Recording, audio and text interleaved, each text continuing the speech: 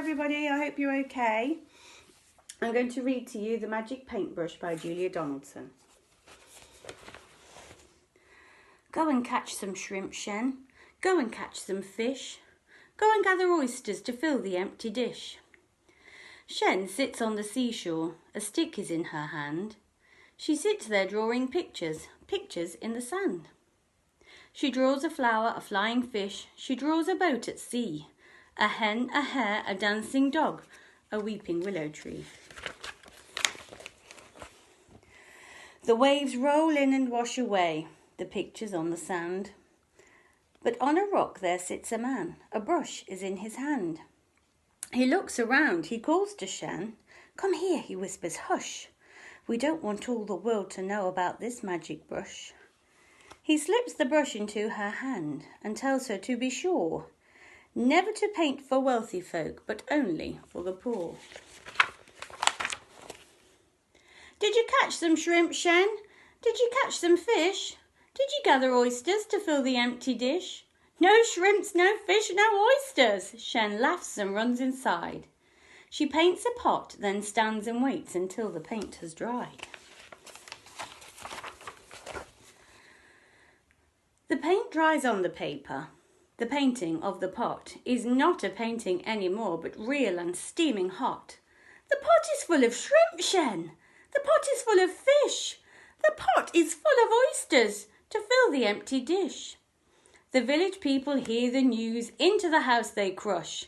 The young and old all want to see Shen and her magic brush.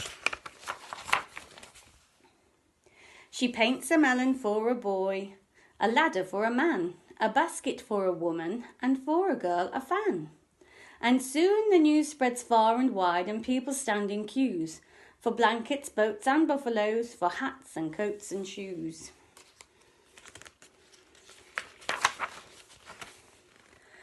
The news spreads over rice fields and over desert sands, until at last inside Shen's house the powerful emperor stands.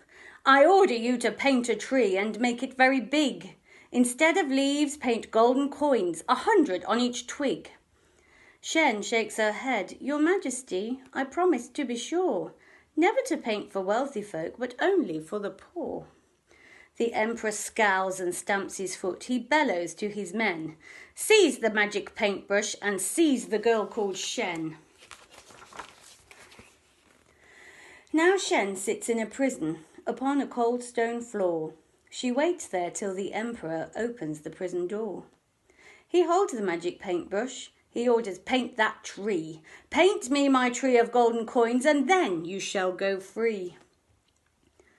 She takes the brush and bowing low says, Gracious Majesty, come back here in the morning and you shall have your tree.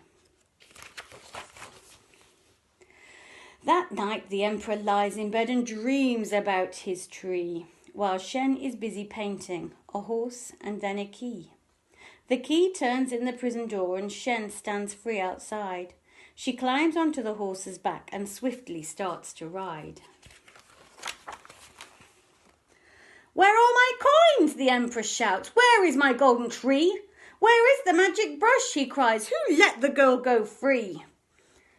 He climbs onto his fastest horse and rides with all his men. Over the fields and desert sands they gallop after Shen. It's Shen, she's back again. The neighbours gather round, but Shen is painting silently while distant hoofbeats sound. She paints a mighty river, a river deep and wide. The emperor and all his men stop on the other side. The emperor scowls and stamps his foot. He shakes his fist at Shen. I'll swim across your river, and so will all my men. But Shen is busy painting, a beast with scales and claws. Its scarlet wings are open, and flames curl from its jaws. My dragon needs a tail, says Shen, and then it will be real. Yes, then it will be roaring and ready for a meal. Now, shall I paint that tail, she asks, or would you rather go? She dips her brush into the pot. The emperor cries out, No! He turns his horse and rides away. Away ride all his men. Shen takes the magic paintbrush and starts to paint again.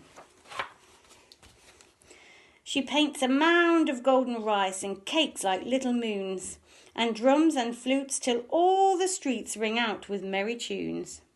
The sun goes down, the moon comes out, and shines as bright as day, while Shen and all the villagers dance the night away. I hope you enjoyed that. It's one of my favourites. See you soon.